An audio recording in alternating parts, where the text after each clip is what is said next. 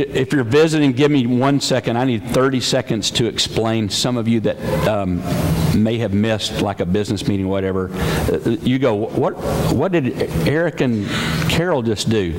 So here's what's going on. We've changed a few things about the offering is after the worship, the singing part, that's going to be taken out, counted and locked, and then immediately after church it goes to the bank.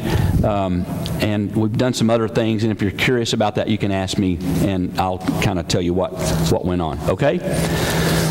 All right, well, this is another week break from Exodus, and I could not pass up the idea of Memorial Day, and then so I started doing my little thing, chasing around, and I get concordances out, and I look words up, and I look up Memorial, and I ended up in a place that you're going to go, what did that have to do with Memorial Day?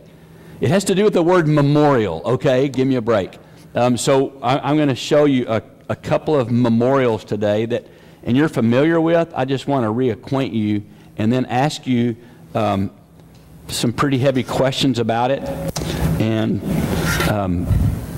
let you get to wrestle with them like I have, okay? So if you have your Bible, if you would turn to two passages. They're actually the same story. They're looked at by two different men that wrote them.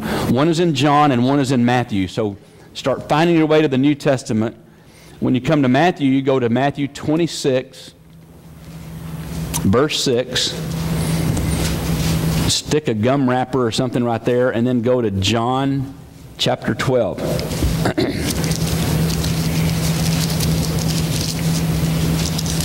Matthew 26 and John 12.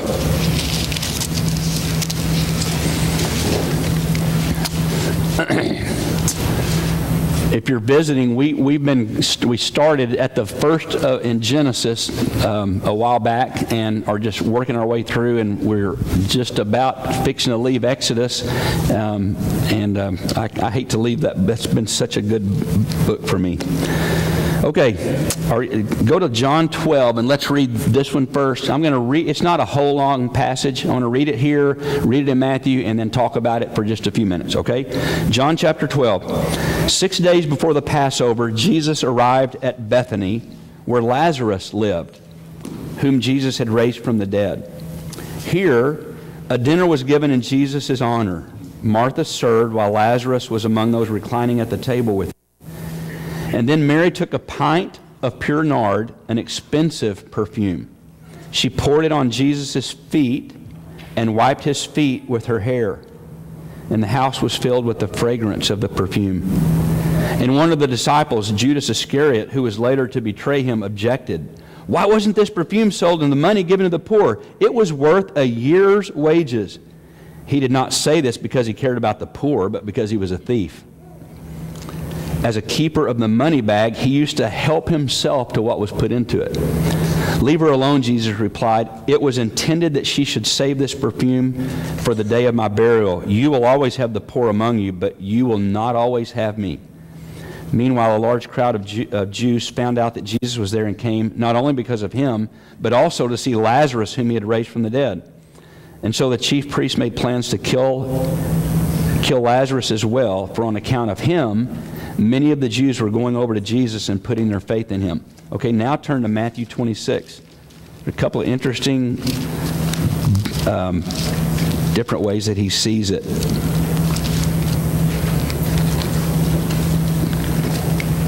By the way, some people use things like this. No kidding. I mean, I'm amazed at what some people do. Like what we just read was that Mary poured it on his feet, and now we're fixing to read that she poured it on his head. And so there are people that use that to go, see, the Bible, it's inaccurate, and it's, give me a break. Okay, all right, Matthew chapter 26. Starting in verse 6. While Jesus was in Bethany in the home of a man, so here's one of the differences. Matthew names the man's name. Okay, and John, he just said he went to a house. But now we're finding out what house it was. It was Simon the leper. A woman came to him, which John told us it was Mary. A woman came to him with an alabaster jar. The King James says a box, right? an alabaster box or jar of very expensive perfume, which she poured on his head while he was reclining at the table. When the disciples saw this, they were indignant. Okay, so probably what happened is Judas starts it, and this is really sad to me, and I'm not going to chase this for time's sake. Isn't it amazing how one little negative thing can just start working its way? So Judas popped, whoa, this money could have been saved to the poor. And according to Matthew, some of the other disciples go, yeah. So when the disciples saw this, they were indignant. Why this waste, they asked? This perfume could have been sold at a high price and the money given to the poor. Aware of this, Jesus said to them, why are you bothering this woman? She has done a beautiful thing to me. The poor you will always have, but you will not always have me. And when she poured this perfume on my body, she did it to prepare me for burial. Let me tell you this thought before I forget it. Okay, stay with me. My mind is in a gazillion directions. Okay, so she perhaps did not even know about the burial, maybe. Here's my point. The point is, she thought that she was just pouring perfume out of her gratitude. Here's the deal. Listen, Jesus takes my giving, what just is way down inside of me that I just have to get out. Jesus takes that and takes it and names it something else. He puts it somewhere, and he takes my gift from this morning in this offering as I present it, like, God, I'm giving this back to you. And all of a sudden, he takes that. And it's just not money that goes in the bag to the bank. He takes our gift, our gratitude, and he makes it something else. And so he takes this perfume, he goes, whoa, wait a minute. That wasn't just what you think. It was much bigger than that. She poured this perfume on my body to prepare me for burial. I tell you the truth, here it comes. Wherever this gospel is preached throughout the world and forever and ever and all times, what she has done will be a memorial. Okay. So here's what's going on. Jesus had been in Jericho. If you look back a little bit, he had just been with Zacchaeus, was a wee little man. Zacchaeus had been up in the tree, and remember Jesus comes, he's so small, he looks down and Jesus goes, hey, come down, I'm going to your house. Me? My house? He goes, okay, so that had just happened. So he had been there, and now, watch this. This is crazy to me. He knows this is the last week that he's going to live. Okay, this is a week before the cross. And where does he want to be? I got this favorite spot in all the world. It's Bethany. It's this little house. And there's these friends of mine, Lazarus and his sisters, Mary and Martha. Let's go there. So my first question when I think about that is, God, have I created a place in me that you want to come to?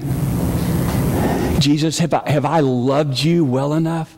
And I know this is rhetorical. I get that, okay? I'm not twisting anything. I'm telling you in my own heart of hearts, my own devotion. I go, Jesus, would I be a place where you want to come the last week? That's sobering to me. God, I want to love you so. I want to be one of your favorite places in the world.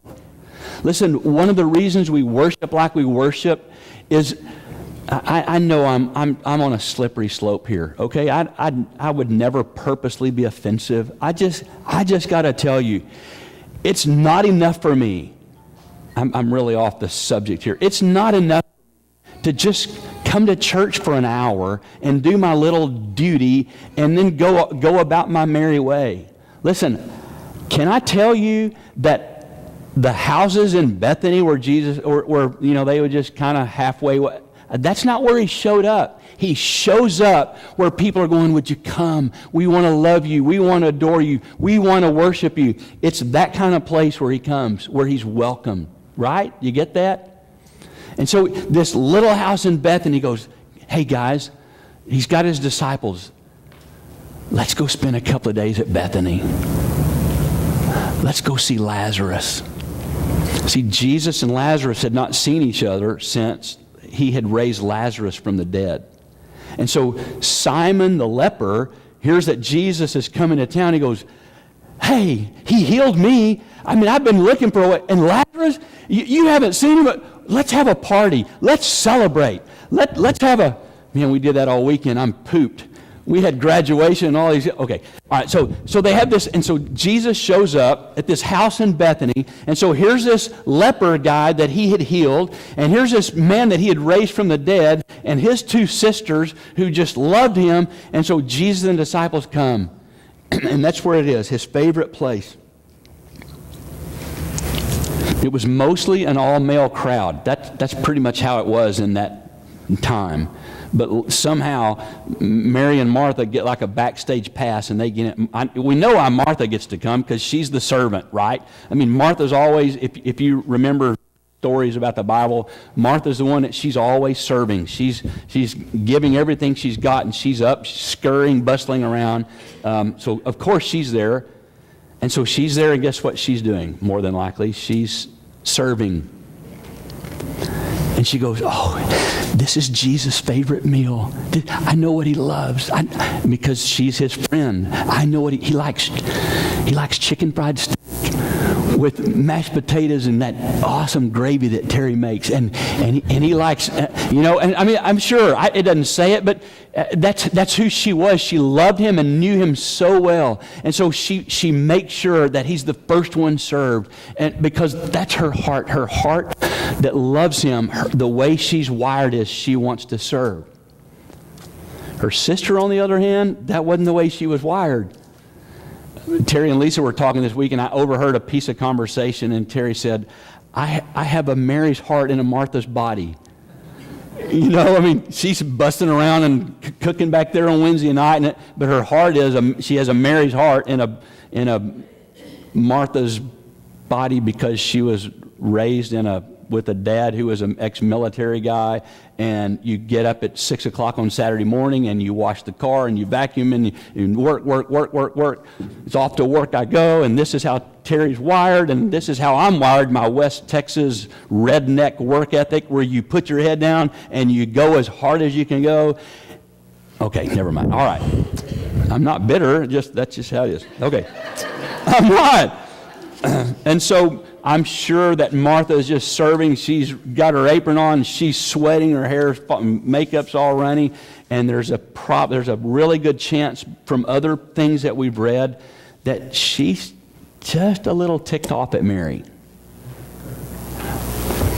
I'm the one doing all the work. What? Come on, Mary. Really? Really? You haven't done a dish. You haven't done anything. You just sit at his feet. That's all you do.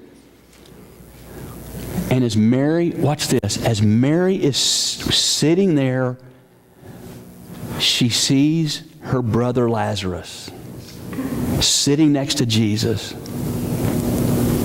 And he was dead. Remember that story when they sent a message to Jesus, and it took him 3 days to get where it took him 3 days. And where have you been?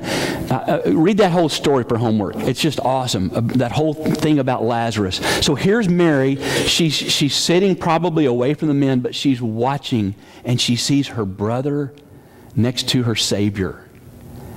And she can't control herself. It's like this volcano that begins to erupt down in her heart. This gratitude, this adoration, this like my brother and Jesus, he was dead, but Jesus brought him back to life. And it's just like, what am I going to do? I have to do something more than just sit here. She takes this box, jar, nard, perfume, all of those other words, whatever it is, whatever it looked like, we know what it is. And she goes, the only thing I know to do is I'm going to pour it all out all over him.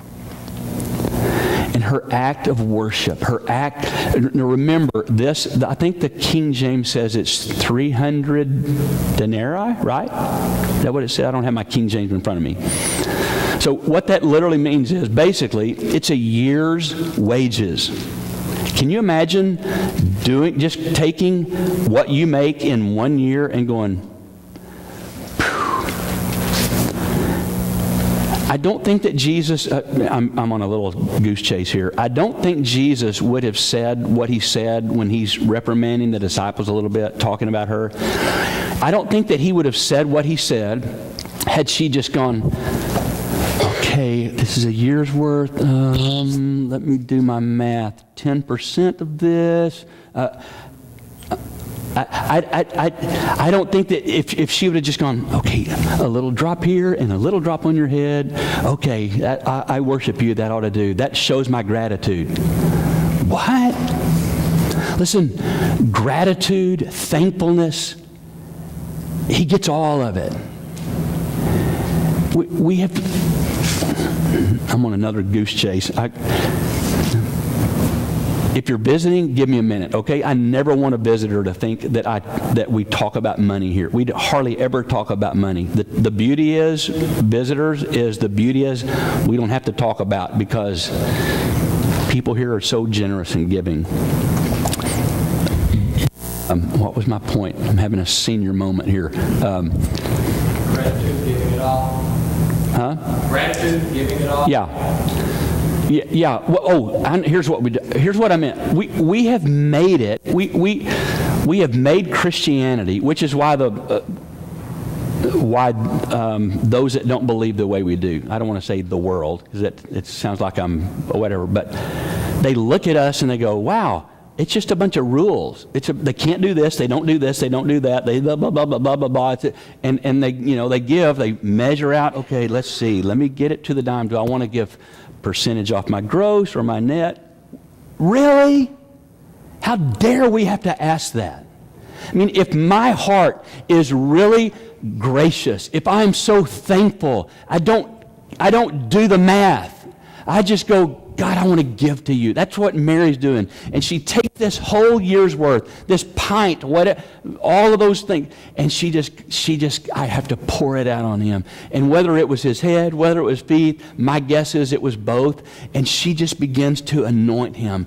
And it's a response of her gratitude because of what Jesus has done in her, what he's done in her brother. Here's Simon the leper. He was a leper. He was an outcast. And what Jesus did brought him back in, and I'm eating in his house, and I got to celebrate.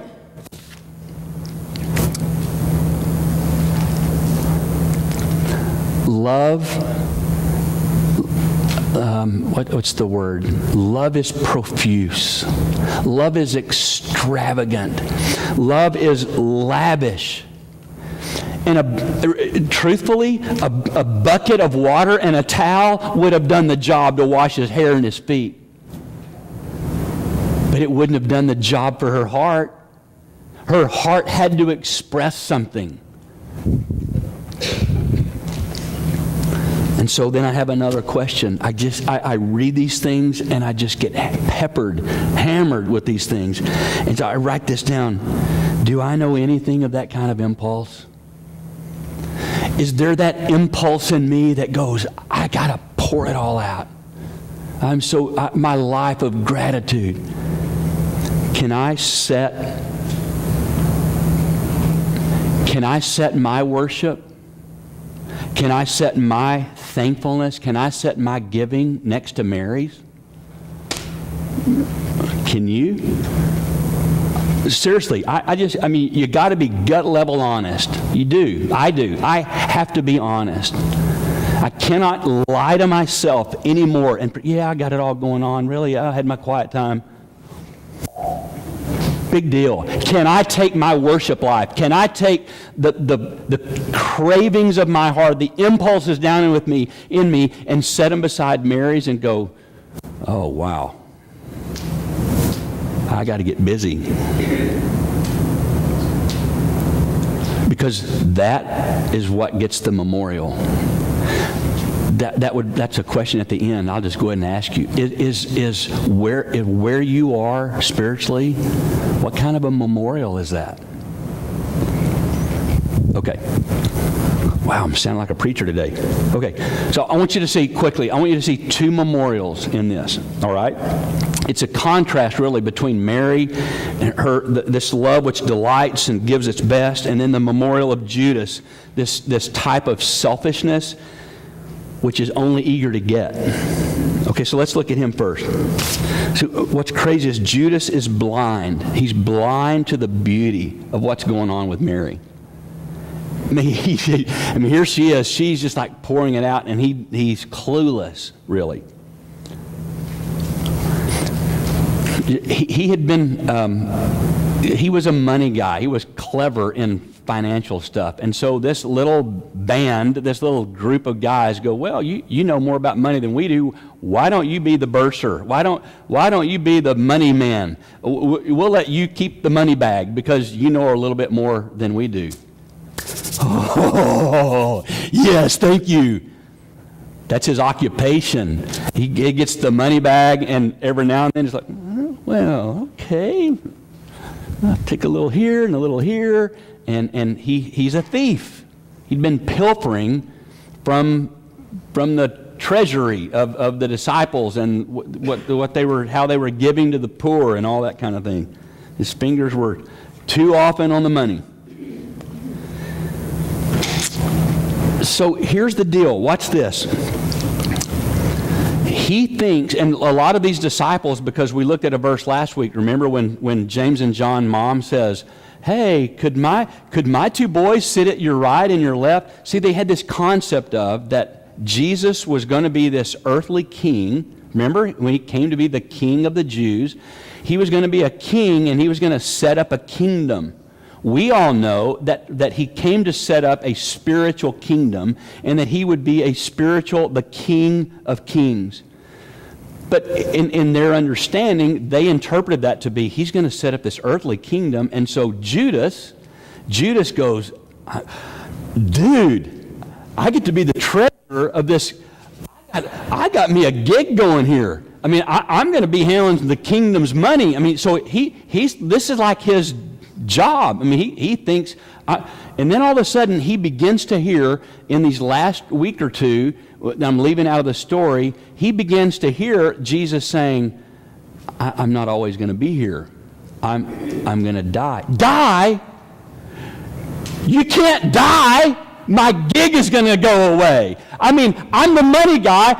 Hey, I signed up because you're going to be the king, and I'm going to be we're going to set this kingdom, and I'm going to be your financial advisor, and all this. Die? What in the world? What's going on? And now all of a sudden, this selfish, greedy, envious heart kind of starts, the talons kind of come out on him. And he's hanging on for dear life to this idea of, and so he's just like, he's a get. There is nothing worse than selfishness to me. That always wants to, it's about me, it's about getting, get. And here we see it in Judas, okay? He thought he would have this lucrative place, and this was going to be the way to his wealth. And so when he's sitting here at the table, I don't know where he is in the order, and so here's Mary. She comes and she takes her year's wages and dumps it. What are you doing? What? I mean, he's going, God, I could have had all of this. I could have had, a year's worth of wages. I could have been in that, I could have dipped in that money bag a lot. If she had just sold that, that's what he's saying there. See, he sounds, if you take it out of context, and Judas almost sounds kind of spiritual. Isn't that funny how not so spiritual people know just enough to try to sound spiritual? Well, we should have given that to the poor. He couldn't give a rip about the poor. He had never given to the poor. He didn't care about the poor. He cared about himself. He's lining his own pockets, okay? And so he sees that, and his hair's on fire now. He's going, what in the world? What? And so the cup of plenty That he knew he was going to, just about the time he's about to raise it to his lips, it's gone. There's nothing in it anymore.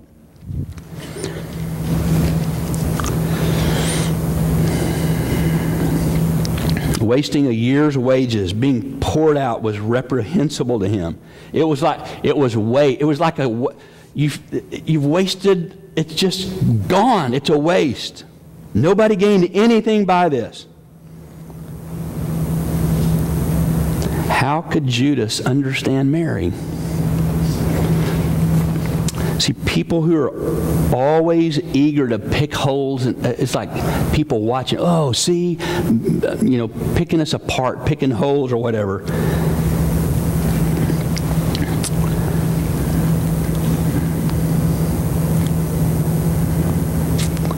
They do it because he does this because she is so superior to him. I mean, he's a man. I mean, women in that day, ladies, women in that day were nothing. And, he's looking down his nose and he thinks he's this, and I'm the money guy of the kingdom, and, and the truth is he starts picking her apart because he really knows after what he's watched, she's so superior to him. Okay.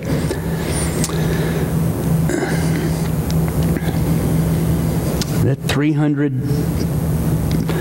pence worth of could have been sold and given to the poor. And truthfully, how much poorer would we all be without this story? I mean, it's beautiful. Okay. The next thing we read about him, so here's the memorial. Here's Judas's memorial. Here's encapsulated in this memorial is we turn the page, and the next time we see him, he's on his way. He's on his way to Jerusalem, to the priests, to bargain with them about the blood of Jesus and to sell his soul. Wow. Okay, now Mary's memorial. John, the passage we read in John, he takes care to let us know in that passage that the whole house was filled with the odor of the perfume, which I thought's interesting. And then Jesus takes that, and in Matthew, he ties it to it. Remember in verse 13, he says, I tell you the truth, that wherever this is read and talked about, this gospel is preached throughout the whole world, what she has done will be a memorial to her. And here's the deal. We still smell her perfume.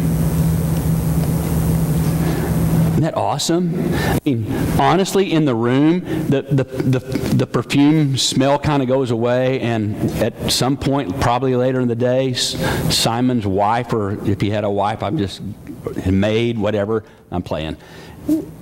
Come on, lighten up. Okay, at some point in the day, the perfume smell's gone, and there's this broken jar, and somebody just comes and sweeps it up and thinks that's the end of the story. Wrong. Not the end of the story. Because her memorial is that story goes on and on and on and on, and today we still smell the fragrance of her love and worship and adoration of Jesus. So I have to ask myself, what does my worship smell like?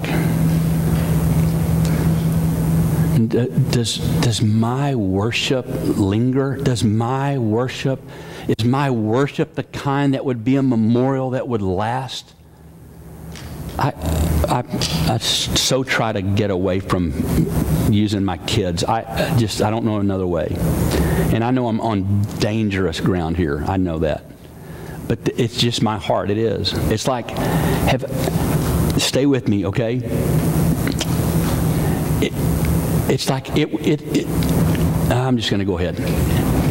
It's a memorial to me.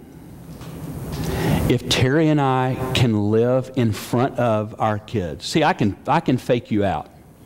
I can. I've done this so long, over 30 years. I can do this like it's coming and going. I can jump through the hoops, but you can't fool at home, right?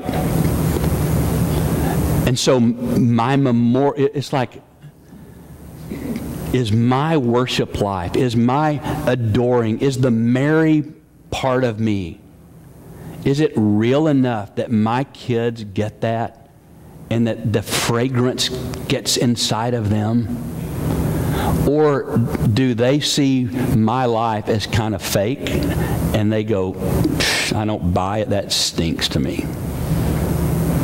Does that make sense? I'm rambling here, I don't mean to. But listen, I honestly don't know how to say it, trying to hurt anybody's feelings. I don't, and cocky. Honestly, it doesn't matter to me what you think of me. What matters is let me say it a different way. If my faith is not real enough to me to personally pass along to them, then they're going to walk away from that. They are. If my whole deal on my children's spiritual condition is, okay, go to Sunday school now. They're going to go teach you. They're going to teach you about the Word. And they go to Sunday school and that's it. And I know I'm stepping on toes and on little ground here, but I mean, if my children do not see me and the life that I live in love with Jesus, serving Him, laying my life down, if they don't see that in me, it becomes a farce, and they will walk away. And not only will they walk away, remember that Bill Gothard quote, what we do in moderation, our children will do in excess, and they'll just take, are you kidding? I don't want anything to do with that stupid church or anything else the rest of my life. They do. And we are in a dangerous place in our culture where the American church, the church of the West, is in real trouble. Because this generation, the majority of them, they've got some words for the church, and they're not kind. I'm serious. And if you think I'm lying, then you need to get outside of these walls and go talk to some of them. Because they have not very good things to say about the church. Well, why is that? Really? It's because we've not poured it out. It's because we've not taken everything we have and going, I am pouring out everything inside of me on Jesus. They can see right through it. Okay, wow, I got cut off on that.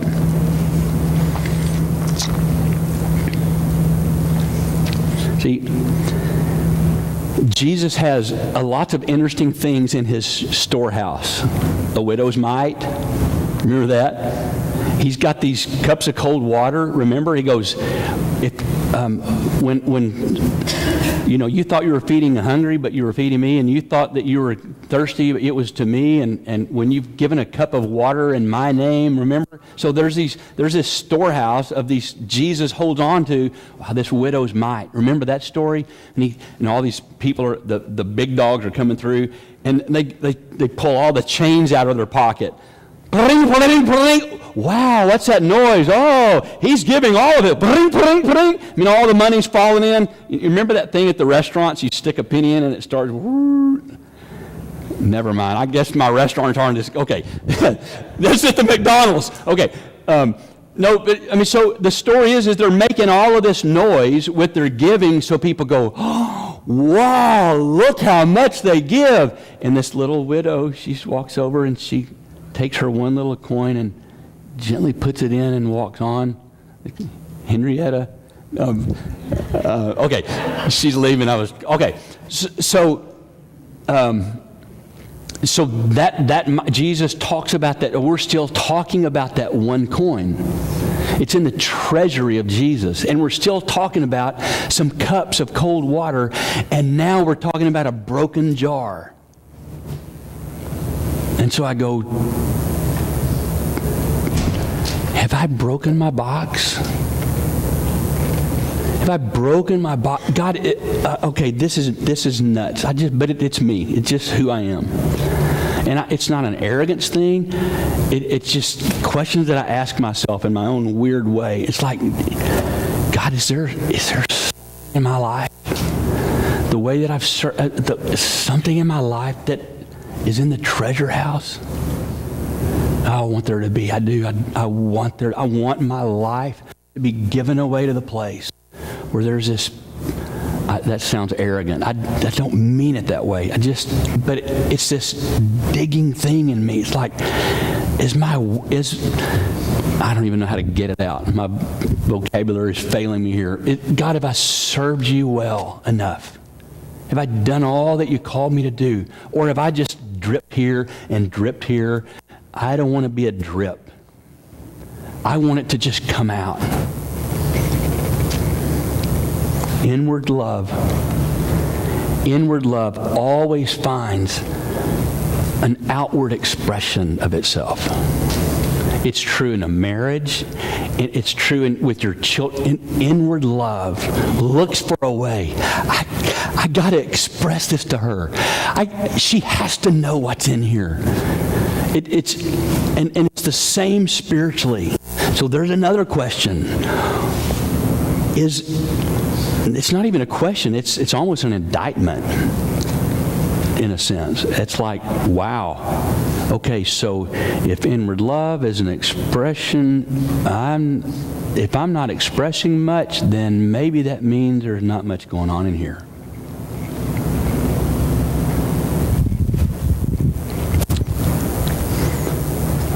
We got to get like Mary. Or Martha. Martha's was the same thing. We've kind of dissed Martha. Martha's not the bad guy in the story. Martha's awesome. It's just hers came out in a different way. Hers is like Mary sitting there at work. Martha's is like, okay, mine's this. Boom, boom, boom, boom, boom, boom. She's just going, go, go, go, go, go, go. But it's an expression of her love. It's her outward expression of this inward love, okay? A heart broken for the object of its love. Is that the way to say that? A heart that's broken for the recipient, the object of its love. It's just natural for it to want to break the box. I mean, it's natural. I'll just use Terry. It's natural for me that the love inside of me wants to break the box. Not on her, for her. Okay, no. It's like being self-oblivious.